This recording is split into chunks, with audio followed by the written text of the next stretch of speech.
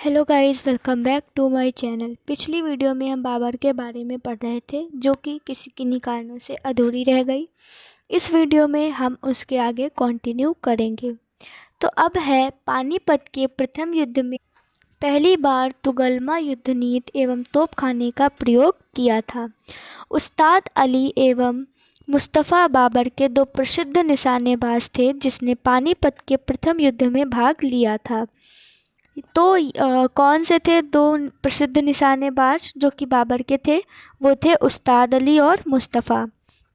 बाबर द्वारा लड़े गए प्रमुख युद्धों के बारे में यदि हम देखें तो पहला है पानीपत का प्रथम युद्ध जो कि 21 अप्रैल 1526 ईस्वी को स्टार्ट हुआ और ये इब्राहिम लोदी और बाबर के बीच में हुआ, जिसका परिणाम यह रहा कि बाबर की जीत हुई।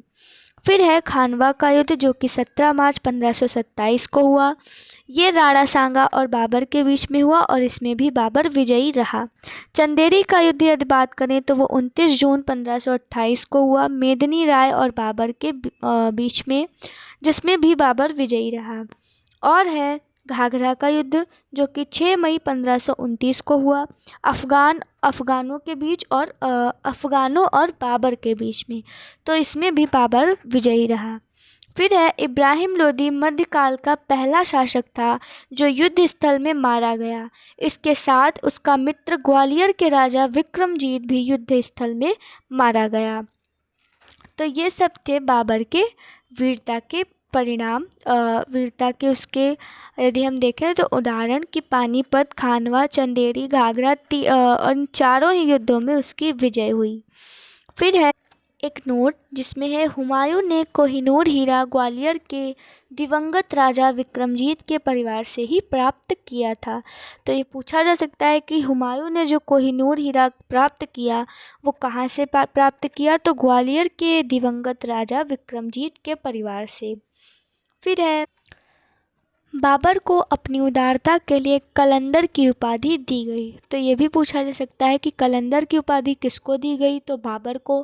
किस लिए? तो उसकी उदारता के कारण। बाबर ने मुसलमानों को तमगा नामक कर से मुक्त कर दिया था। खानवा युद्ध में बाबर ने राणा सांगा के खिलाफ जिहाद का नारा दिया और युद्ध में विजय के बाद गाजी की उपाधि धारण की।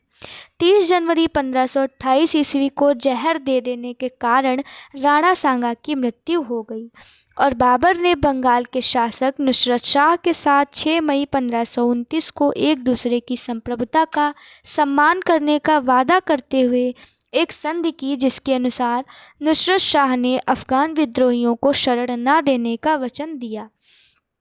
करीब 48 वर्ष की आयु में 26 दिसंबर 1530 ईस्वी को आगरा में बाबर की मृत्यु हो गई। प्रारंभ में बाबर के शव को आगरा के आराम बाग में दफनाया गया। बाद में काबुल में उसके द्वारा चुने गए स्थान पर उसे दफनाया गया।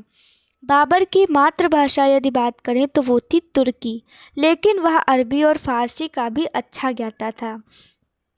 बाबर ने अपनी आत्मकथा बाबरनामा जो कि तुर्की में ही है उसकी रचना की। तो ऐसा पूछा जा सकता है कि बाबरनामा किसकी आत्मकथा है? तो बाबर की। किस भाषा में है? तो तुर्की। तुर्की जो है वो बाबर की मातृभाषा थी, हालांकि उसे अरबी और फारसी का भी अच्छा ज्ञान था। फिर है जो ये बाबरनामा है उसका अनुवाद फ़ारसी भाषा में अब्दुल रहीम खान खाना ने किया। अपनी आत्मकथा में बाबर ने औपचारिक बागों की योजनाओं और उनके बनाने में अपनी रुचि का वर्णन किया है। अक्सर ये बाग दीवार से घिरे होते थे तथा कृत्रिम नहरों द्वारा 4 भागों में विभाजित आयताकार अहाते में स्थित थे।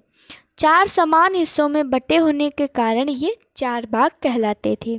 तो ये 4 बाग इन्हें क्यों कहा जाता था? क्योंकि जो है ये 4 समान हिस्सों में बटे होते थे। नोट ये है कि 4 बाग बनाने की परंपरा की शुरुआत की यदि बात करें तो वो अकबर के समय से हुई। बाबर को मुबैयान नामक पद्य शैली का भी जन्मदाता माना जाता है। तो मुबैयान नामक पद्य शैली का जन्मदाता किसे कहा जाता है? तो बाबर को। बाबर प्रसिद्ध नक्शबंदी सूफी ख्वाजा उबैदुल्ला अहरार का अनुयायी था। बाबर का उत्तराधिकारी उसका पुत्र हुमायूं हुआ। फिर है हुमायूं के बारे में। हुमायूं के बारे में हम अपनी नेक्स्ट वीडियो में बात करेंगे। तब तक के लिए थैंक्स फॉर वॉचिंग।